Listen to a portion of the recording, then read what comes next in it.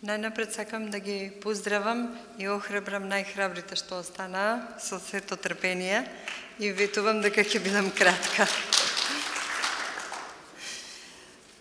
Значи, во контекст на овој панел,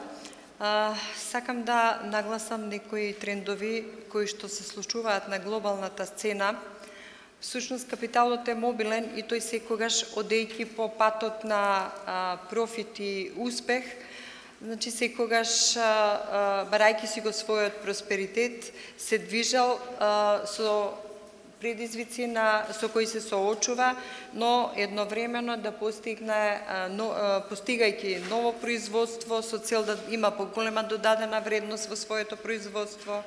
да е зголеми продуктивноста, а се со цел да бидат поконкурентни. Сето тоа во последно време многу е подкрепено и подбутнато, потурнато со новите иновативни технологии, со автоматизацијата, со информатичките технологии во производството и услугите, така што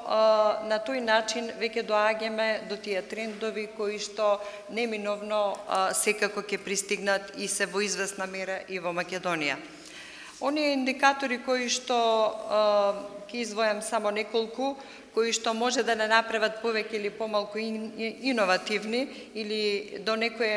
кое ниво би го завзеле во тоа рангирање, многу се клучни како што се какво ни е образованието, каква пракса спроведуваме, какви програми има во образованието, квалитетот на тие програми, дали се практицира и во кој обем се практицира истражувањето и креативноста во производството, колку се воспоставени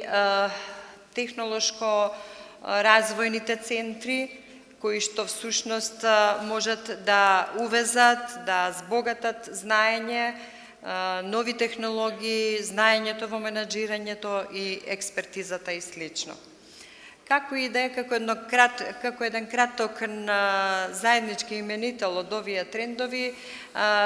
може да се каже дека се стеснува кругот на искористување на ефтината и мануелната работна сила и сите овие нови иновации и технологии за кои што и денеска се зборува и трендовите во светот кои што и сите се целиме кон тоа, го стеснува тој простор за сметка на потребата од високо квалификувана и стручна работна сила, особено со високи технологии на производството и услугите. Сега би сакала да се навратам кратко на состојбите во Македонија и од нашата досегашна соработка со компаниите согледавме дека во пракса тие се соочуваат со недостиг на квалитетна и стручна работна сила. Но тој проблем и предизвик кај нив тие го решаваат и од своја гледна точка со тоа што организираат различни обуки, доквалификации, преквалификации за да можат да одговорат на потребите на производството. Би издвоила само неколку примери кои што во последниве месеци, барем јас ги препознав во јавноста, беа споделени, како например Машинскиот факултет кој што веќе има организирано, односно воспоставена некаков центар или лабораторија, не знам во каква форма е точно, каде што може магистрантите, студентите, магистрантите, докторантите да ги изведуваат своите истражувања, односно дури да прават и прототипови на некои производи кои што всушност ги прават многу достапни до бизнисите, односно до компаниите. Потоа, скоро видов дека и во Евана имаше некакви промоции на учење преку работа, односно јакнење на менаџерските способности и експертизи, особено преку практичното работење. Потоа имаме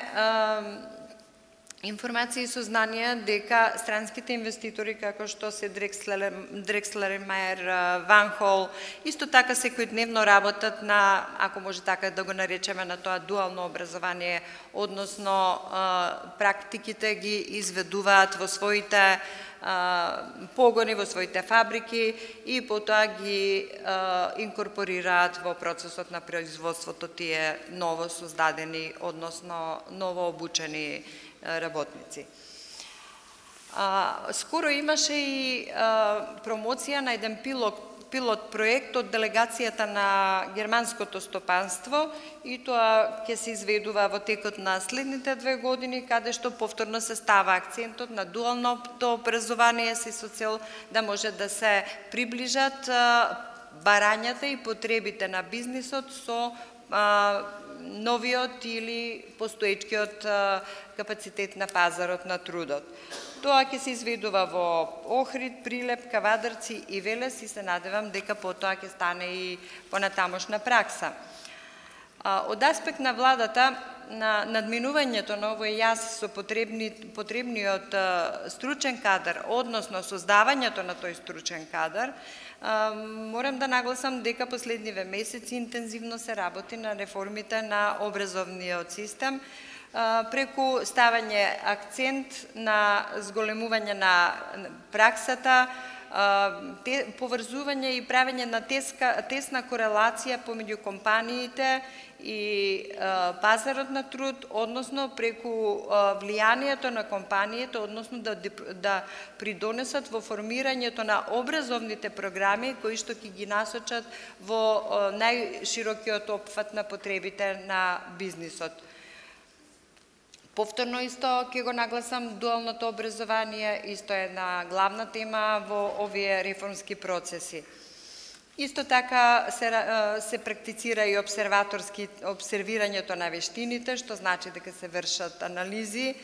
на кои вештини и со каков квалитет се вештините, односно да ги пренасочат на потребите на пазарот на трудот. Не е исклучено и доживотното учење, дали се работи за младата популација, дали се работи за обука на повозрастните, секако и тоа е една од поентите вклучено во реформата на образовниот систем. Сега за крај би се задржала малку повеќе на оној пакетот на на мерките за економски раст, кој што деновиве веќе и во второ читање законот кој е преточен од тој пакет, поточно од првиот и вториот столб, додека третиот столб се спроведува преку фондот за иновации. Тука многу не би се задржувала, доволно изнесе информации директорот Деспотовски. Значи, јас кратко би се задржала во рамките на овој закон, односно во пакетот на мерки, на мерката која што е осмислена како финансиска помош за востановување на технолошки центри за развој и истражување, токму во насока на темата на овој панел, каде што само кратко како информација би дала дека преку поддржување на нови технологии, нови вештини, владата има подготвеност, има издвоено средства да ги финансира тие компании кои што за своји потреби би се охрабриле да востановат такви центри, може да добијат поврат од 50% од средствата кои што би ги потрошиле за таа намена, како што би биле изградба на таков центар, технолошкиот процес, воведување на знаењето и слично, а најмногу до 1 милион евра кои што би го користеле во текот на 5 години. За крај сакам само да завршам колку е важен овој светски тренд и за Македонија во поглед на иновативноста, во технолошкиот и развојот на човешките ресурси, колку влие и ќе се навратам на почетниот панел на кој што подпредседателот Кочо Ангјушев ги нагласи трите клучни компоненти, од кои едната компонента е порастот на индустријата, односно и на извозот. Сето ова сметам дека и очекуваме дека ќе има голем одраз токму на тоа и дека ќе се постигне во следните години еден посакуван пораст на бруто домашниот производ. Да не должам многу, оставам простор за прашање, ви благодарам на трпението уште еднаш.